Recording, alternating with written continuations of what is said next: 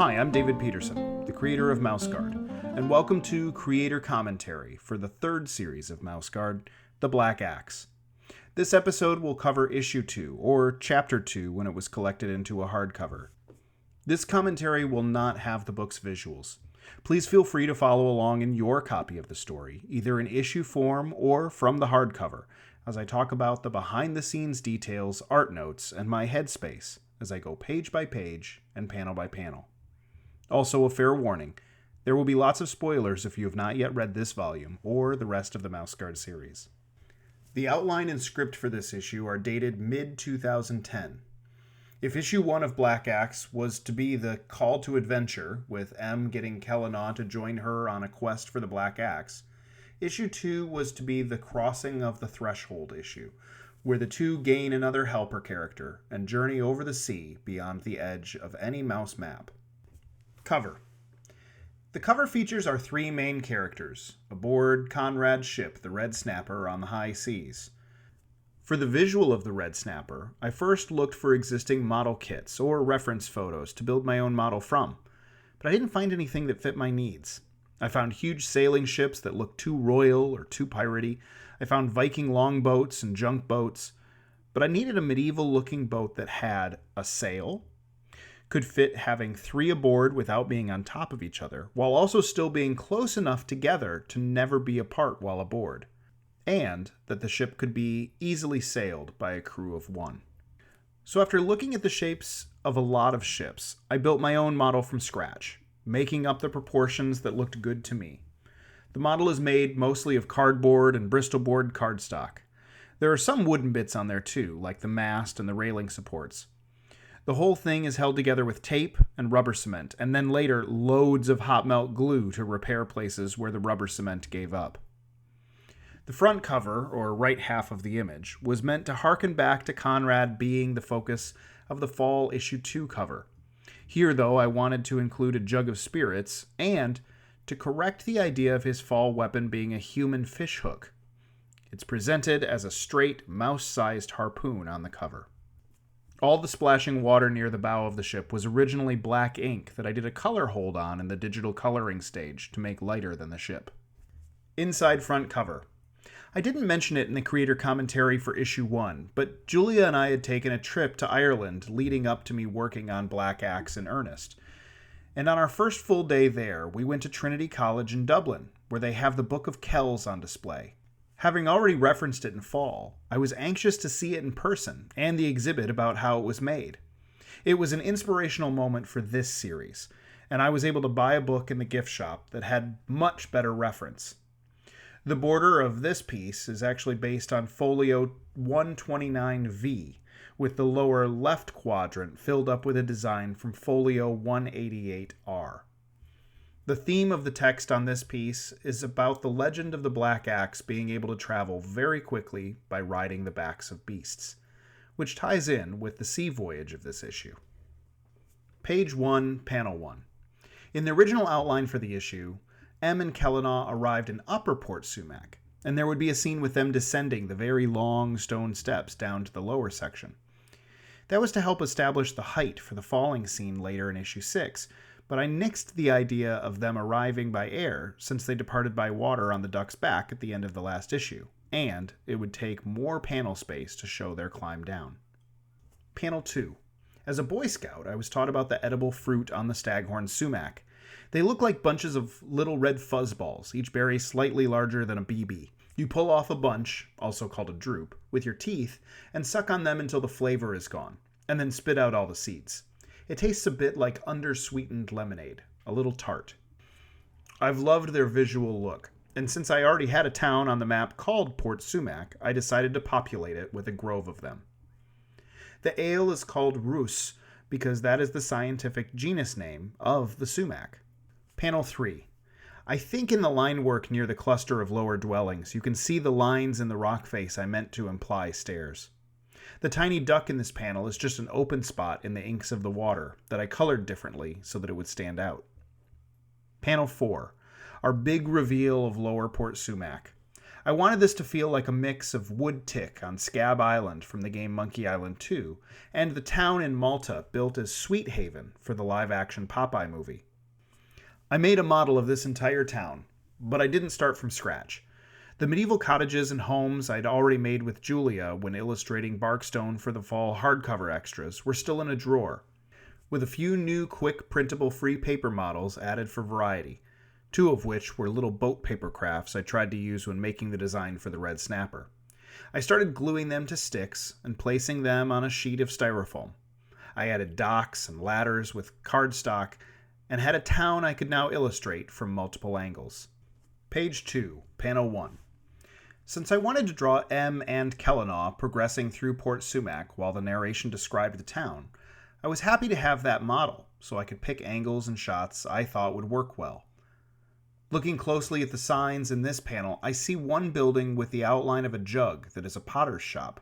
I see one with a sign of a clover or perhaps an ivy leaf, and one with a stalk of grain like wheat.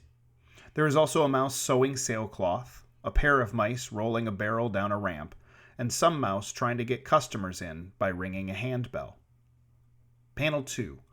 This building was meant to be the big general store. The signs on the front can't really be read, other than the one with a 3 and a tankard on it. I regret the fur color choice on the mouse carrying the bundle, because it almost looks like Conrad, even though we will find him a few buildings over soon. Panel 3. For the impractical that Kellanaw mentions, I wanted to show a part of mouse life I hadn't shown, fortune tellers who use bones and potion sellers, and the implication of other charlatans. And the little curtained shack with the ladder? I always envisioned it, but never said it in the text. It's Sumac's brothel, and the mouse lady sitting high atop the upper room is luring sailors in. And in fact, we see a mouse entering back in panel 1. I based this whole little alley's visuals on parts of my local Renaissance fair. Panel 4. And lastly, we meet up with our main characters at the entry of the tavern. This was 2 paper models I stacked on top of each other, a little square building on top of a larger octagonal one. The result was a building that looked a little bell-shaped, so I named it the Mariner's Bell. Page 3, Panel 1. And after I'd named it that, I liked the idea that the upper portion, and the main entry, is actually a bell tower. I think these buildings get ripped apart in the winter months with the waves, and the mice rebuild them, annex them with new construction, and access them with new docks and ramps. So this may not have been the top of this building originally. It may also have not even meant to be an entrance. But over several seasons, it's now become that way. The secrecy M mentions here was something I needed so that no mouse could ever associate Kellanaw with the Black Axe. Not the tavern folk, not the boat crew, not any mouse. Panel 2.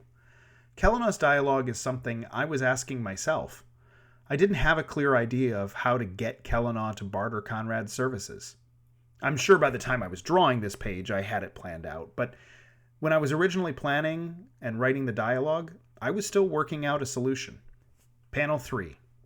The interior cutaway of the Mariner's Bell, along with Kellanaw's narration, is meant to give a Mos Eisley spaceport feel. You will not find a more wretched hive of scum and villainy in the mouse territories. These are boating and freighting mice as close to pirates as you can get. And Kellanaw's narration helps cement that. He mentions that murder and slave mice can actually be purchased here.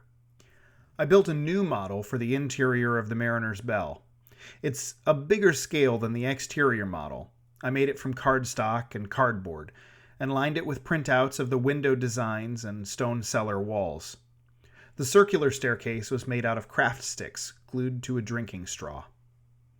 One mouse I'll note in the cellar, sitting under the stairs, is meant to be a blind beggar, with his outstretched cup, either for coin or drink, I don't know, and he's wearing a spider-web shawl. Page 4, Panel 1. The amount of coin Kellanaw claims to have access to here, less than 3 tankards of ale, isn't consistent with something he says in a few pages. I'll mention it when we get to it. This role of captain Rourke mentions, it's not just a mouse that owns or commands a ship. In this town, it's like being an elder or on a council. A mouse doesn't even get the right to own a ship that trades in and out of Port Sumac unless they can rise up the ranks in this twisted political system. Conrad's father gets a mention in this panel. If you remember in my intro for the series in issue 1 Black Axe commentary, Conrad's father had a very different role in the earliest drafts of the outlines. Instead, I left him out of the story as an active participant, established that he's passed on, and that he used to have a captain title, as well as a ship that he's left to Conrad. Panel 2. Speaking of Rourke, he came out of a commission I did for a fan at DragonCon before starting the series. That fan asked me to draw Conrad fighting a pirate mouse, and I designed a foil character for Conrad. I liked him so much, I included him in this story. All of the spots on Rourke's bandana were inked black and then color held in the digital coloring process, something I remember at the time being tedious to isolate. Well, just wait, past David. You have an ocean scene with splashing water ahead of you to complain about color holds for. As Rourke pours another drink, we see his table has tick marks cut into it, something most likely to do with his underhanded accounting for all the captains, but also perhaps the number of throats he's slit. Who knows? And to this day, I'm still proud of the insult, "you rum-soaked pelt of mumbles and gibberish." Panel 3. As Conrad stands up, getting more aggressive with Rourke, I think I purposely blocked his lower half. Even though readers saw on the cover, I wanted to wait until the next page where he stands on the table to reveal that at this point in his life, Conrad has 2 legs. Kellenau's description of Conrad's fur and breath was something it's hard to portray visually, and I liked having that narration to be able to describe textures and scents, as well as a subtlety, like his relative age. Page 5, Panel 1. Captain's captain is the role that Rourke has, and it's implied here that it was once Conrad's father's. More on that in a few pages. But Rourke also stresses that it does not transfer over to Conrad. What are the rules of succession? I don't know. But I'm sure it's underhanded and dirty as sea sailor politics get. The line about Rourke being cheated, I meant to imply here that the captain's captain gets a cut of every trade deal going in or out of Port Sumac, like a tariff. And since Rourke believes Conrad unable to make deals and trades that are profitable, he sees Conrad being a captain at all as a loss of income for him. He wants his portion of coin paid up front, or he is banishing the red snapper from the harbor. Because this panel needed so much dialogue, there is a lot of background of the ceiling drawn in. Rourke only takes less than half the panel. That way I could cover up a lot of roof beams and thatching with word balloons. Panel 2.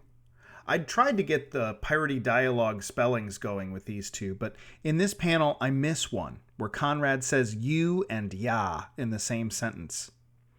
In addition to Conrad's leg reveal in this panel, we also see the straight harpoon for the first time inside the issue, as he threatens its tip at Rourke's good eye. Panel 3. This kind of reaction panel from a slightly different angle is when it's nice to be able to reference a model.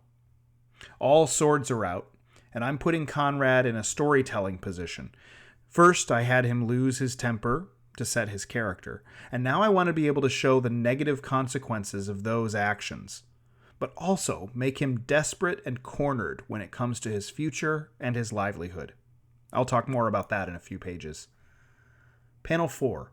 And another slightly different angle of the same architecture where having that model came in very handy. Kellenau starts his intervention. He also opens the conversation being true to character and his own virtue, even though he is ultimately being a bit underhanded in trying to manipulate Conrad for transport. But to his virtue, he feels that mice should not spill the blood of other mice, a very guard mouse thing to tell others off for. And he also reveals that he's a guard mouse without specifically saying it. And Rourke backs up something I've tried to make sure is understood since fall issue 3, that guard mice are not any rule of law or authority within towns. Also note that by Rourke's feet are sacks and sacks of the coin he's collected from other captains, as well as some probably won in gambling and also outright stolen. Page 6, Panel 1. Kellenau feigns respect for Rourke, or perhaps really just respects the rules, so he plays by them, as he starts his subtle play to get Conrad in on the adventure with no information about the quest itself or with any payment. He appeals to Rourke and Conrad's flaws, pride and greed. And so, Kellenaw suggests an impossible task that would surely crown the captain of any captain's captain of captains. Sailing past any map is wise. Panel 2. All of the unsavory suspects frozen and covering Conrad agree with a piratey aye. I remember not planning ahead when it came to the designs and clothing for these characters, and having to draw a lot of them on the fly, only flipping back to panels for details to make sure I hadn't messed up continuity. Of note is the mouse with the large belt. He also has a tiny rib cage on his wrist as a bracer. Panel 3. And now that the sea mice have all agreed that sailing that far would convince any mouse of the captain's captain role, Kellenaw proposes his idea for roping Conrad into the quest. Panel 4. A skeptical Rourke brings up the name Sayan, a mix of Valhalla and the Elysian Fields, a place mice go when they die. He believes that Conrad couldn't get to the afterlife, even if he died. Kellenaw plays along, baiting that he thinks Conrad would be brave enough to go to the afterlife while still breathing. But just this smaller task would still be something worthy of the title. M is not in this panel because she was going to be cut off too much by the word balloon, so instead of awkwardly blocking her face with it, I had her shift out of frame for a second. Page 7, panel 1.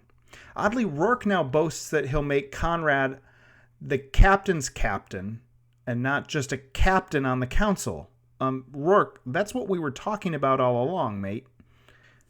And the addition to the task of bringing proof back in the form of something Rourke's eye has never seen also is foreshadowing of a moment with the fox and the ferret king I'll get into in issues 4 and 5. Panels 2 through 4. The blood packed in these panels is something I wanted to use to show a primitive and earthy belief structure of these pirates. They aren't honorable enough to shake hands or lofty in ideals enough to sign an agreement. It is the spilling of mutual blood that seals their deal. The lore and myth line is meant to echo words I've used together about the Black Axe itself. In the fall epilogue, Gwendolyn says, "The Black Axe is more than legend, a myth made real." In winter, Kellenaw tells Liam, "I am shrouded in myth and legend." While Kellenaw addresses his guilt in the narration, he was also in some ways helping Conrad out of this situation. Conrad was about to be killed, or at least maimed, and he had no future to sail or trade in or around Port Sumac. I'm sure as a trainer of guard mice, Kellenaw feels that he's taking on a new tenderpaw. Conrad's way into the story was a way out of all of his other problems. Page 8, panel 1. In my original outline for this issue, I have a note that the characters could stay one night in an inn before departure, and that bit has a question mark in parentheses after it. It's not a necessary scene change, and I'm glad I started this panel with "the morning next." Kellenaw and M now have their Han Solo to give them passage on their quest, and we see their vessel for the first time in the issue, the Red Snapper. The model I mentioned from the cover was worth the time investment in making, seeing as how many times I had to draw it from various angles for this issue. Remember back a few pages when I mentioned a discrepancy in the amount of coin Kellenaw said he could use to hire a ship? Well, in this panel's narration, he says that the provisions being loaded for their journey were purchased by M. Looking ahead several pages, I can see that the provisions, with rationing, lasted 56 days at sea. Clearly, M had more to spend than not enough coin to buy 3 tankards of ale with. This many years later, I don't really have an answer for that, other than that Kellenaw must not have known M's overall budget. The figurehead on the prow of the ship next to Conrad is a callback to the one being carved by a Jeremy Bastian-esque mouse in Fall, issue 3. Panel 2. Conrad confirms that his father was at some point Captain's captain, and that he suspects Rourke murdered his father for the position. And Conrad's drinking problem may be partially to blame. Having Conrad be a flawed character was something I thought was already established in his Fall storyline, but here I wanted to drive it home more, and also making him an unlikely Padawan for Kellenaw, both goals of the series. If the reader has already read Fall and Winter, they know that the events of Black Axe have to match up with where characters are in those books, meaning we know Kellanau is the Black Axe, and Conrad isn't. So making it obvious from the get-go that Conrad is already a drunkard, that Kellanau shouldn't bestow the axe upon, eases the reader's suspicions that I'll try to pull some retroactive continuity shenanigans. Panel 3. Kellanau is loading the supplies into the lower storage, presumably where Conrad or his father would also store goods for sale or trade when sailing between port towns. I believe this is the first mention of the Isle of Ven in the stories. When drawing the map for Fall, I drew a little island that I never labeled. After a few years passed and I noticed it there, a mapped island with no name, I decided to name it after the surname of family friends. My dad's college roommate was Jerry Ven, and he and his wife Bonnie were like aunt and uncle to me. They owned a cottage on an island in the middle of Higgins Lake in mid-Michigan, and we'd go visit them there every summer. It was a magical place, and it actually still is. I was fortunate enough to see them there just a few years ago. So I named the island Ven, and Conrad here is suggesting to back out of Rourke's deal and just get a new trade route near Lily Grove. I'm not quite sure how they would get there, as I've never drawn a waterway connection between the northern sea and that lower body of water. But there must be some streams that connect them. After all, Sadie was clearly on a stream on her way to Calagero in Fall that isn't on the map. This isn't the last time the Isle of Ven comes up. I did a free comic book day story later, collected in Baldwin the Brave, that features the location. But also that story is inspired by Bonnie herself. Back to this exchange with Kellanau and Conrad. Kellanau, the straight arrow, the guard mouse Boy Scout, won't let Conrad back out, and scolds him a bit in the process about honoring bargains. Page 9. For this whole page, I wanted to address the logic of Kellanau dropping everything for this quest, or at least having him question the logic of it himself. At this point in the story, he knows nothing about the quest. He understands that the axe is a myth that may not be real. He only met M a few days ago, and we know from later issues he has ties to the mouse territories beyond being a guard mouse. Bronwyn. Speaking of Bronwyn, her letter is the only reason he is still going along with this quest.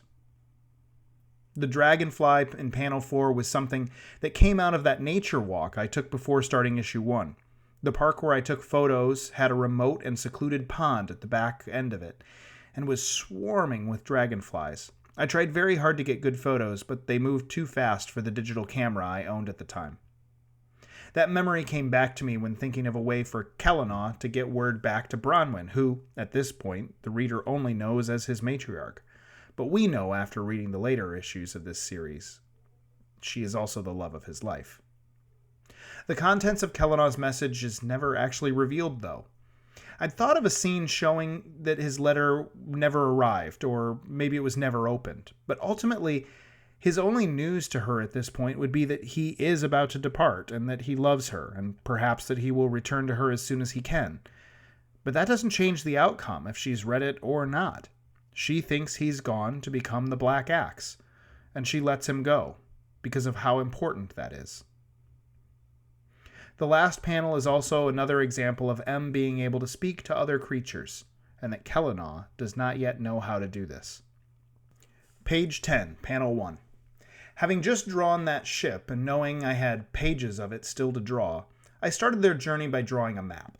This made sense also because once they'd lose sight of land, I wouldn't be able to use a map as a visual any longer.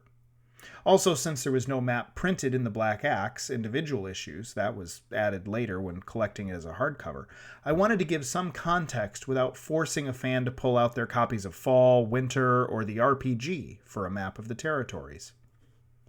Panel 2. This panel is meant to juxtapose Kellanau and Conrad. Kellanau is a by-the-book planner. He's logical, and he's a survivalist who invests in his survival, where Conrad is a more sail-by-the-seat-of-his-pants kind of mouse, though mice don't wear pants. Panels 3 through 6.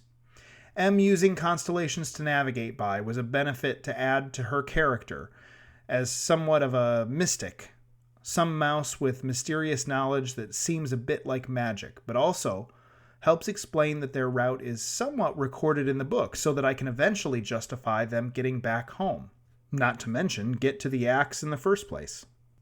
I made up the first two constellations shown here for this issue, but I'd drawn the heron grouping once before on the cover of Legends of the Guard issue 4, which, coincidentally, also had a makeshift boat made from a turtle shell, something I borrow from myself for later Black Axe issues. Page 11. I wanted lots of time to pass on this sea voyage. I wanted it to seem long, so we needed to spend the time with them on the ship. I couldn't just fast forward to the end of the journey, but at the same time, I didn't want to spend more than a single issue on the boat. So the first 3 panels of this page start to compress time. Panel 1, there's days of heat. Panel 2, followed by some unknown amount of time in the rain. For that rain, I did an overlay, like I did for the rain in fall and the snow in winter. The idea is that I inked the raindrops on a separate sheet of paper over a light box, so I could have them match up to the image, raindrops splashing off the boat deck and running down Conrad's face. And then that sheet is scanned and adjusted not to be black ink, but semi-transparent light rain. Because Archaea had already published the black and white editions of Fall and Winter, where the overlays are printed on vellum and hand-tipped into the binding process, I knew that it would help everyone if I cut down on the number of overlay pages for the Black Axe. The lines connecting the star constellations on the previous page were also an overlay. Panel 3. I think I included this odd angle of the stern of the boat because I found a compelling shot when taking photos of the model. This is one of the reasons I like having reference models. I get to explore them with my camera and find angles and positions and framings of them as locations that I probably would never have otherwise considered. This angle also shows how the lines leading off of the rudder lead back into the covered area, which I think of as the quarters, as it's where Conrad sleeps. This way the boat can be steered from inside. Panel 4. In fact, in this panel, Conrad is pulling on one of those lines, busying himself with course correction, while Kellenaw pleads to find out more about the quest. Not turning fully toward him and putting up her paw that way is the kind of body language I rely on to get the acting of the mice across, with very little facial features to show emotion. Page 12, Panel 1. Over a month at sea, and Kellenaw is finally going to get to know about the history of the Black Axe. By page count, this marks the halfway point of the issue, and that was on purpose. I didn't want to tip my hand in this narrative too early, and I needed time at the end of the issue for the Climax event. Conrad is asleep again, due to drink, in that covered area. On the wall behind him, you can see one of the rudder lines, coiled on pegs. In a few spots are markers to show the measured points on the line, so that without seeing the rudder, Conrad can know just what angle it's pointing. Panels 3 and 4. For the next few panels, I just recapped what I'd already shown of the Farer story in the illuminated panels from Fall, but I needed a different visual. I didn't want the only record of the lore of the Axe to be illuminated manuscript pages based on the Book of Kells. Luckily, before I was working on this issue, a fan at New York Comic-Con brought me a gift.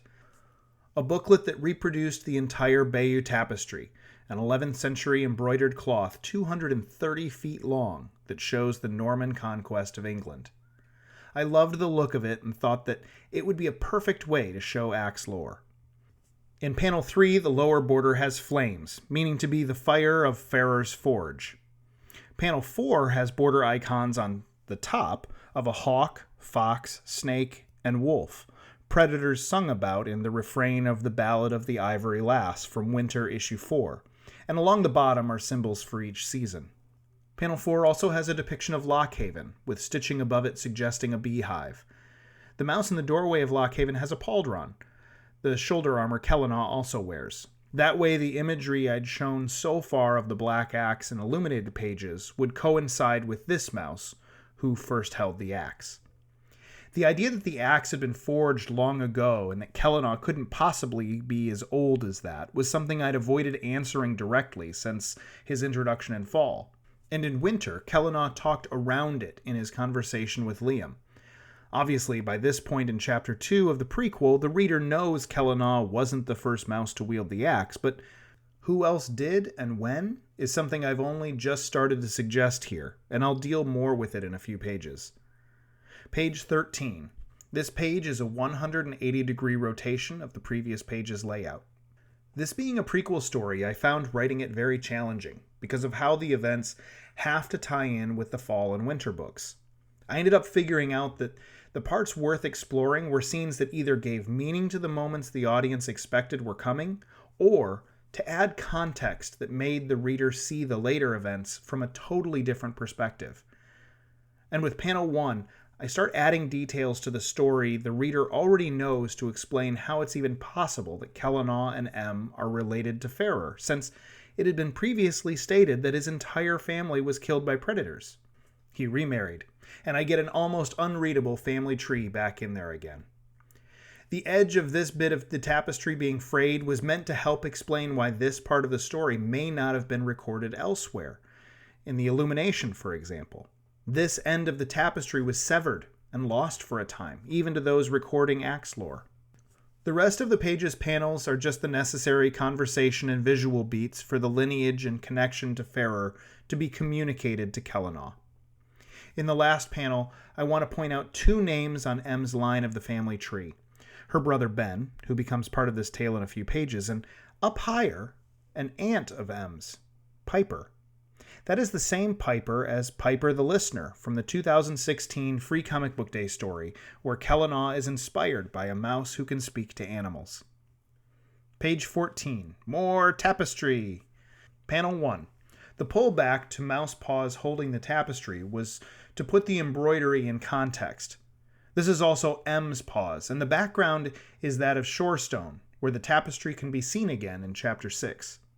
To get the order of the sections I'd already shown with where the removed portion was, I made myself a printout of the various parts I'd drawn, and I taped them all together. The scene primarily shown here in this panel is of the death of Farrer's kin by snakes, the 5 snakes that surrounded all that was, and then their souls being swallowed by a vulture, seen as a bird of death, to take them to Sayan. The last bit we see, by Em's right paw, is the forging of the axe, with the design work a little further to the right, bending away, matching up with the embroidery in panel 4 on page 12. Panels 2 and 3. The Dread Pirate Roberts-like passing of the title, along with the weapon, was something I'd known I wanted to use for the Black Axe since I first brought up the age discrepancy between Kellanau and Fall and the lore of the axe itself. In each passing, the mouse on the left is the same as the mouse who received the axe in the last pairing, just more mature now in their role as Black Axe. I've since had some fun drawing real versions of these past axes, along with runic numbering as to which Black Axe they were. Hopefully someday I'll finish the set and publish them as a sketchbook, along with some prose about each. I also did a short story for Free Comic Book Day in 2014 about an unreported passing of the axe after the death of Orin, the 4th mouse to hold it. This whole notion of Black Axes handing the axe itself to each other is a bit of a misdirection. More on that in Chapter 6. And at the end of Panel 3, the tapestry is torn again, leaving a mystery as to the current whereabouts of the axe. Page 15. Em learns of where the axe is from her ability to talk to animals. I wanted to lean her into her strengths as a historian and an animal speaker to find the axe. Panels 1 through 3. To show the range and languages Em has learned, I wanted to show different kinds of beasts. I'd never drawn a deer in Mouseguard before, or a butterfly. The middle panel with the blue jay was an homage to the first time I drew Em for a sketchbook back in 2008. I tried to vary Em's scale in each panel too, and alternate her from right side of the panel to left to keep the visuals interesting. In panel 3, we get a view of Em's apartment porch deck as she lures in a monarch butterfly. Panel 4. Ben, Em's older brother, shown on the family tree a few pages back, is now visualized. Emily Bastian, who I based Em on, has a real-life brother Ben, spelled only with one N. But he's younger than Emily in real life. Em's sources must be unreliable narrators. After all, the info did have to be conveyed from beast to beast across the sea. That's a bit of a telephone game, likely to miss details. I say that the info is unreliable because readers who finished the Black Axe book know that Ben was not last to touch the axe, and that he never lays paws on it when he's on the rocky shores of Ilder, as he's shown here. Page 16, panel 1. This landscape panel showing Ilder is all color holds. Every black line I digitally painted to be a color. I wanted this to be a bit soft and ethereal, a land that may not exist. Storvand is an alternate of Stortvand, Danish for great water. I'm of Danish descent, and I wanted to play up Danish cues with the Ferret Isle. This was the first one. Panel 2. The weight of M and Kellenaw being the last blood tie to the Black Axe is sinking in for our hero.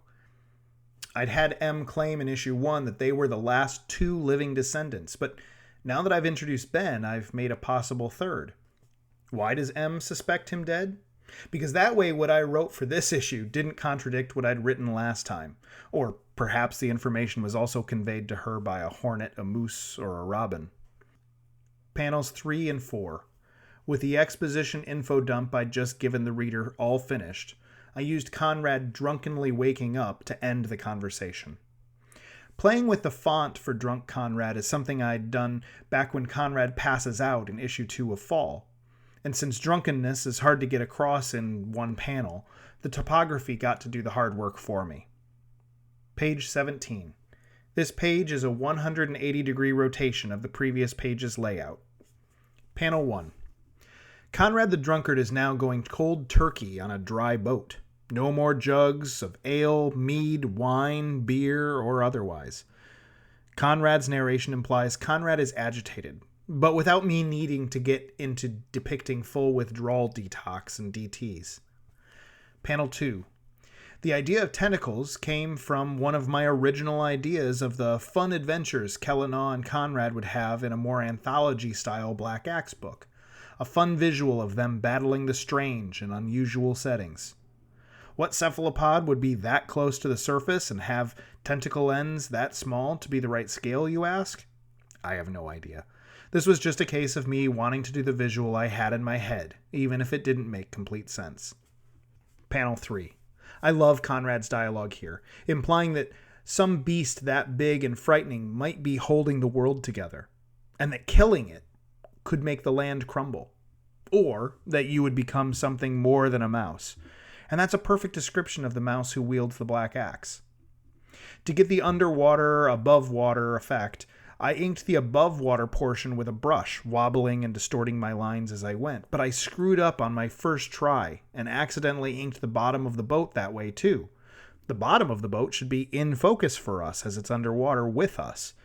So I had to re-ink the boat on another sheet of Bristol, cut it out, including cutting out a space for the tentacle I'd already drawn, and then paste it down on the page over my mistake.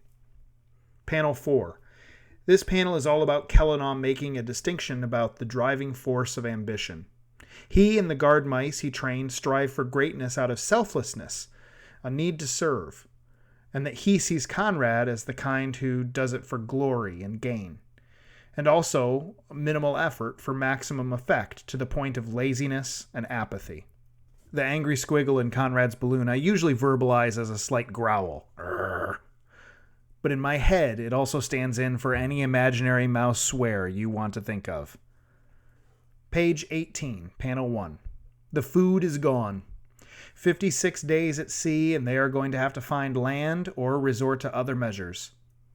Because I'd glued and taped up my boat, which did have all the ribs to support the outer planks, I now had no reference to draw this angle other than to do my best to draw it from memory and cover up all my sins and shadows. The light streaks coming in from the grate are something I did digitally when coloring the page, and something I immediately regretted not working into the actual inks by softening my touch in those rays. Panel 2. I used an overlay sheet to ink the rain separately again, as the mice collect the rainwater to drink. This is another panel where having the model to explore angles, so I varied my panel layouts, was invaluable. Page 19. This is a 180-degree rotation of the previous page's layout. Panel 1. Here come the other measures for food. I based the little fish on sardines. Panel 2. I'm not sure what species I referenced for the larger fish, though, but I enjoy that it took them off course that far. Page 20. Panel 1. I'd shown a little mortar-sized bowl that M had her candle in so as not to risk setting fire to the ship's deck, but in this panel I've replaced it with a much bigger iron bowl that they have a full campfire blazing in while Conrad cooks the fish. Panel 2. In nature, mice are scavengers and will resort to eating meat protein, especially if they don't have enough of other food sources. But in my books, I've mostly depicted the mice as having plant diets. So I thought it'd be interesting to put Kellanagh in that position of facing starvation or eating something he'd never had before. Panel 3. And just like when humans go from a vegetarian diet to suddenly eating meat, their system can't handle it right away, and they're sick from it. I remember agonizing over the lettering for the onomatopoeia for this vomiting sound, as well as the shape of the balloon. And while we don't see M eating the fish, Conrad has obviously done this enough times before that he has no problem chowing down on sardines. Page 21. This page is a 180-degree rotation of the previous page's layout. In my outline, I had this scene coming right after the rations problem, but I don't think it was until I was working on these pages that I used the fish upsetting Kellanagh's stomach as a narration transition pivot point to the storm. In the next 3 pages, I did the most complex color holds I'd ever done up to that point. All of the water and sea spray is on the same original art as the boat, not separated out like an overlay sheet. So when coloring, I had to go in and isolate just the water bits by painting them out. Panel 2. The orientation of the boat was something important to me to help tell the story. So in this panel, it's pitched steeply forward. It levels out a bit in the next panel, and then is pitched upwards in the next panel on the next page. That transition of movement makes the scene more believable, more of a roller coaster ride, and not just a chaotic mess of the boat at different angles. Panel 3. At one point in the dialogue, I was ready to have Conrad lash himself to the boat. I left that line out, but I have him using the line tied to his harpoon to help him stay upright. Kellanagh's narration mentions nearly 2 moon cycles, so they've been at sea for almost 2 months. Page 22, Panel 1. For this panel's reference, I looked at the movie poster for The Perfect Storm, starring George Clooney and Mark Wahlberg. Conrad keeping his harpoon after the storm and wreck was plausible, because it had a line tied to it already. But I'd used the narration about lashing loose items to help me be able to have Kellanagh keep his sword and M keep her book when they both wash ashore in the next issue. Panel 2. I was tired of drawing the red snapper by page 22, so I was glad that with each successive panel from this one, I could draw the ship being destroyed. The ship also needed to be destroyed story-wise. I wanted a cliffhanger at the end of the issue, but also no way home for them after the events on Ilder. Panel 3. I'm not a person who has a drowning phobia, but I will say that I did make this panel of M going under a bit terrifying. I used the splash around her head to help draw visual focus to what is only part of a character's face and hand, something visually easy to lose in this composition. Page 23. This page is a 180-degree rotation of the previous page's layout. Panel 1. A theme of the book reemerges. Kellanagh is alone again. Even though readers who have finished the series know he reconnects with them, at this moment, everything Kellanagh knows is being taken away from him. His homeland, his role as a guard mouse, his matriarch and love, and now his only kin, M.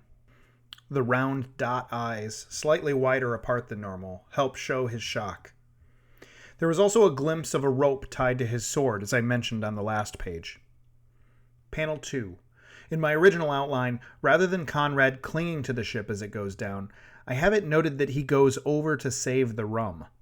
In the draft I actually used, I had already had him run out of drink several pages ago, so that wasn't possible.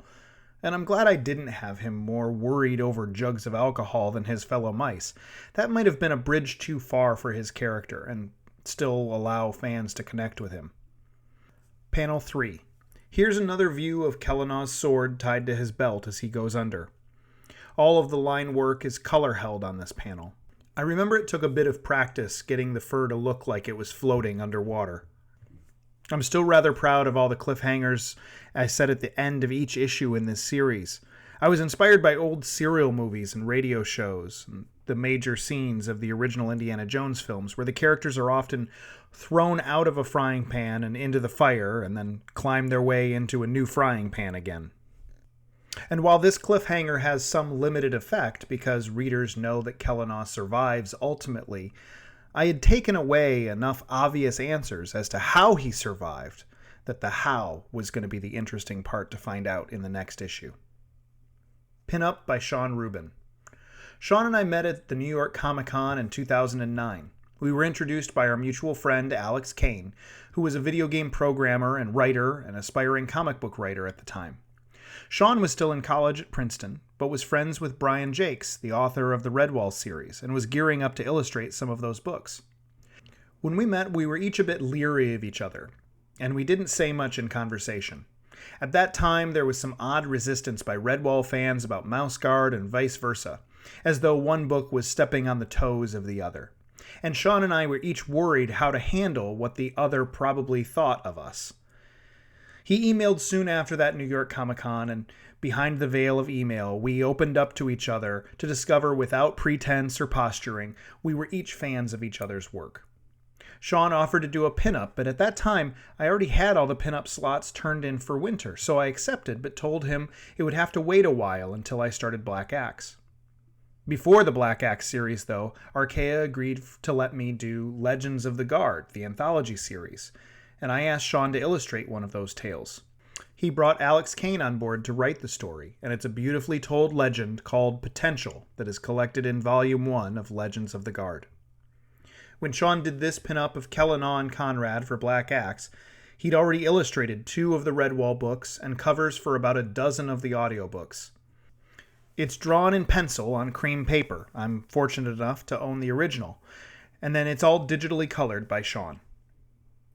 And that's the second issue of Mouse Guard the Black Axe. It has been collected in a hardcover published by Archaea. If you've enjoyed this commentary, please leave comments in the section below. Let me know what I didn't answer for you in this issue, and subscribe for updates when I add more Mouse Guard commentary. Thank you for listening.